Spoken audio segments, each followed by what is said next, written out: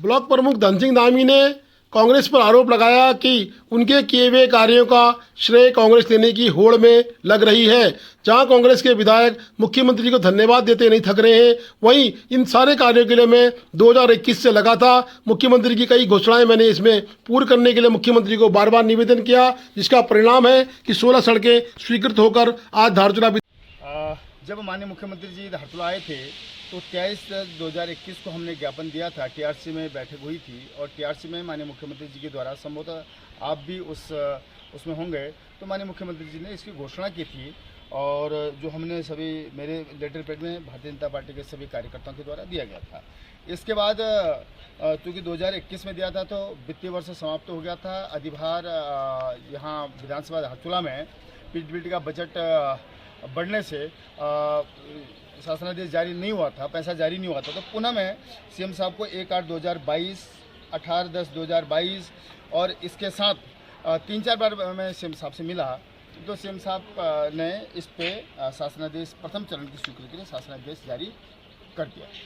आज कांग्रेस के बंधु बोलते हैं कि हमारे द्वारा किया गया है, तो मैं उन को बताना चाहता हूं कि माननीय हरीश रावत जी के कार्यकाल में धारचूला विधानसभा में, ये मेरे पास उसका पूरा पत्र भी है, चाहे है आपका गो से तिदांग शिबू मार्चा हो, नारायण आश्रम से पस्ती जयकोट हो, कई ऐसी सड़कें हैं जिनके ने अभी तक शासनादेश जारी हुआ है न वो धरातल में आए हो। 13-14 साल से अधिक का समय हो गया है, तो श्रेय लेना चाहते हैं तो माननीय हरीश रावत जी के द्वारा जो घोषणा की गई थी उस समय का जियो निकाले और उसका श्रेय ले। और सरकार भारतीय जनता पार्टी की है और कांग्रेस के बंधु बोलते हैं कि हमने कराए, तो ये तर्क संगत भी नहीं है, न्याय संगत भी नहीं है। और कराना है तो अपने कार्यकाल में जो कराए उन पर कराओ, तो तब माने।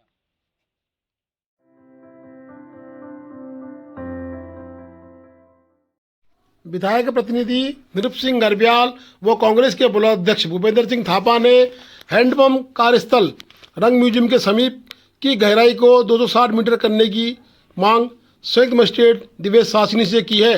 दिवेश सासनी से उन्होंने कहा कि पूर्व के पानी निकलने के उपरांत पानी सूख गया था, जिसके परिणाम घातक रहे।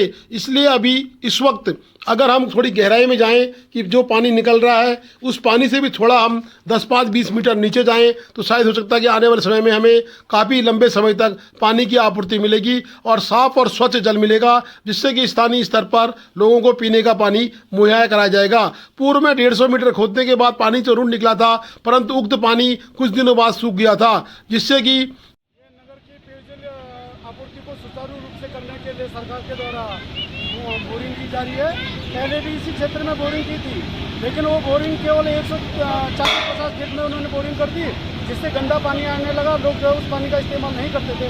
हमारे द्वारा पुनः आग्रह किया गया, उसके बाद ये नई बोरिंग बन रही है जो हमको 260 फीट पानी का लेवल पे 260 फीट में जो है बोरिंग होगी और 260 फीट पाइप डालने के बाद एक हमको ताज़ी और पीने लायक पानी मिलेगा।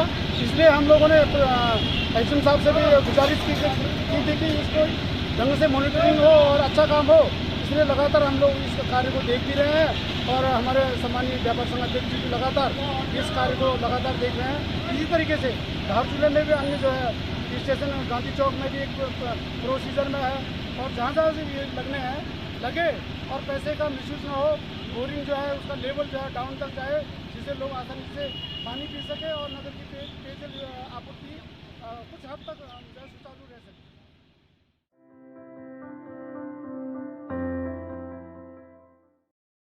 जनता की परेशानी को देखते हुए आज जियो की कंपनी के खिलाफ धारचूला के ब्लॉक प्रमुख धन सिंह धामी ने दिया एक ज्ञापन।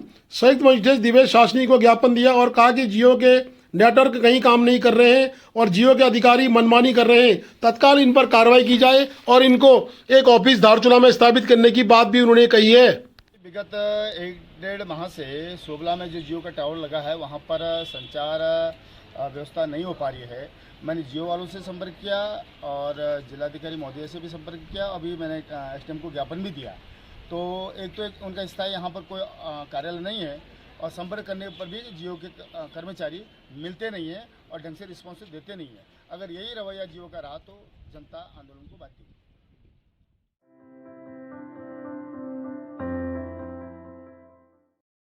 टीएचडीसी व सिंचाई विभाग के साथ संयुक्त मजिस्ट्रेट दिवेश शास्त्री ने की एक आपात बैठक और उन्होंने तत्काल एल्दारा गोवालगांव का ट्रीटमेंट शुरू करने की बात कही। साथ ही उन्होंने टीएचडीसी के अधिकारियों से कहा कि जो भी आपने कार्य में चेंजिंग करनी है केवल डीएम साहब के आदेशानुसार 2 दिन में कर लीजिए, अन्यथा उसके बाद यहाँ पर मानसून सत्र शुरू हो जाएगा, कार्य करना मुश्किल पड़ेगा। और उन्होंने ये भी कहा कि मानसून सत्र से पहले हमारी जिम्मेदारी है कि मल्ली बाजार एल्दारा को सुरक्षित कर लिया जाए, इसलिए आप तत्काल कार्य योजना के साथ अमल में लाएं, अन्यथा सभी विभागों के खिलाफ कोई ना कोई कार्रवाई अमल में लाई जा सकती है। टीजीसी की टीम एंड इरिगेशन की टीम हमारे ऑफिस आई थी। हमने हमारा जो एल्दारा पे स्लाइड ट्रीटमेंट चल रहा है काम, उसका समीक्षा बैठक की थी। तो अभी वो एक सर्वे करेंगे जिसमें जो एक्स्ट्रा वर्क्स थे, जैसे कि हमारे साइट में जो बड़े बोल्डर्स थे जिनको अभी हटाने का था, वो प्लान देंगे।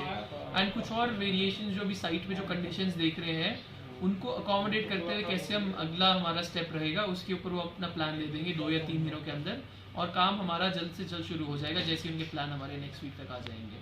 कॉन्ट्रैक्टर से हमने बात कर ली है, इरिगेशन डिपार्टमेंट ने बात कर ली है, उनको सभी मटेरियल जो भी नए अपडेटेड जो भी हमारा ऑब्जर्वेशन के साथ मटेरियल होगा, इक्विपमेंट होगा, उसको लाने के लिए बोल दिया गया है।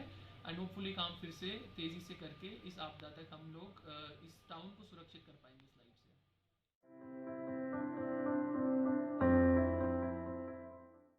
बोकांग जल विद्युत परियोजना के विरोध में जो संगठन बना है, उनके संरक्षक नारायण सिंह दरियाल ने कहा है कि कुछ लोगों ने बहकावे में आके समर्थन का पत्र दिया है कि बोकांग जल विद्युत परियोजना बननी चाहिए। उन्होंने कहा कि दारमा-वासी किसी भी सूरत में उस परियोजना को नहीं बनने देंगे। दारमा-वासियों को सभी धारचूला के लोगों का भी समर्थन प्राप्त है और कुछ छुटभैये नेतागिरी कर रहे हैं जिनको दारमा संघर्ष समिति अवश्य जवाब देगी। मेरा तो ये कहना है कि जो लोग मतलब किस रूप में किस आधार पर वहाँ पर जो है अपना बेरोजगार संगठन बना के जो है रोजगार की बात कर रहे हैं। आप सब मीडिया और सारे दाखला वासियों का जो जन सैलाब आप लोगों को देखने को मिला, डैम विरोधी, डैम नहीं होना चाहिए हमारे पर्वतीय क्षेत्र में, तो सारे लोग ने सहयोग किया है। मैं आज ये लोग कह रहे हैं कि भैया डैम आने से हमको रोजगार मिलेगा, तो किस प्रकार का रोजगार चाहते हैं आप? रोजगार की बात कर रहे हैं तो भैया सरकार से आप जो है टूरिज्म की डिमांड कर रहे हैं, हर्बल प्रोजेक्ट की डिमांड कर रहे हैं, अन्य योजना की डिमांड कर रहे हैं, उससे रोजगार मिलेगा। वो रोजगार आपका हमेशा जिंदगी भर के लिए रहेगा। आज डैम के लिए आप कह रहे हैं कि हमको रोजगार में पलायन, अरे पलायन तो क्या है, आज लोग जो है धीरे धीरे अपने गाँव को लोग आ रहे हैं, जितने भी सर्विस क्लास और रिटायरमेंट लोग जो है अपने गाँव की ओर आ रहे हैं। आप ये कह रहे हैं कि भैया हमको डैम बनने से रोजगार मिलेगा, तो आप ये बताना जो लोग यहाँ पर ज्ञापन देने गए हैं इन लोगों का कहाँ पर जमीन है? तो परेशानी तो जो है असली डाकर गो बॉन फिल्म वालों का है और बालिंग वालों का है। आप बीच में आके कह रहे हैं कि भैया डैम बनना चाहिए। भाई आपका अपना जमीन यदि जाता तो आपको दर्द लगता, आप ये नहीं कहते। मगर आज जो है जिसकी जमीन जा रही है, जिनकी माटी, जिनका बुजुर्ग से बना हुआ जो जमीन है वो जा रहा, तो उनको दर्द है, इसलिए सारे लोग विरोध कर रहे हैं कि वो एक तो सेंसिटिव जोन है हमारा पूरा क्षेत्र है, और कल के दिन जो इतना हाइड्रो पावर प्रोजेक्ट बनेगा तो इससे पूरा दारमा ही नहीं, पूरा हमारा जो है जो काली नदी से लेकर टनकपुर तक ये जो है बहुत खतरे के जड़ में पहुंच जाएगा। इसीलिए हम ये चाहते हैं कि जो सहयोग हमें पूरे, चाहे जनरल वर्ग से हो, हर समुदाय के लोगों ने जो दारमा जन आंदोलन में जो सहयोग किया उनको धन्यवाद भी करते हैं। और अभी हमारा डैम विरोधी जो है जारी है, डैम नहीं बनेगा तो नहीं बनेगा, ये हम सबका कहना है पूरे समस्त दारमावासियों।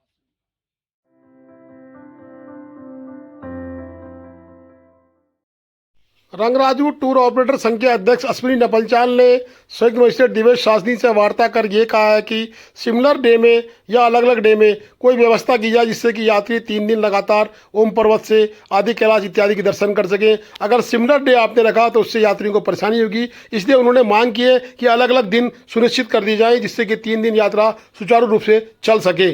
हमारी एसडीएम साहब से बात हुई थी कि उन्होंने बोला था कि 3 दिन रोड बंद करेंगे आदि कैलाश के लिए, तो हमने कहा था कि अल्टरनेट डेज में अगर बंद हो तो यात्रियों को भी असुविधा नहीं होगी और काम के लिए बीआरओ को भी असुविधा नहीं होगी। तो इसलिए हमारा ये आग्रह है कि प्रशासन से कि अल्टरनेट डेज में मार्ग को बंद किया जाए, जिससे किसी को परेशानी नहीं होगी, क्योंकि बाहर से बहुत लोग दूर दूर से आते हैं, तो इसलिए उनको भी दर्शन हो जाएंगे और सबका काम हो जाएगा। सोमवार, बुधवार और शनिवार। Please do like, share and subscribe DCL News.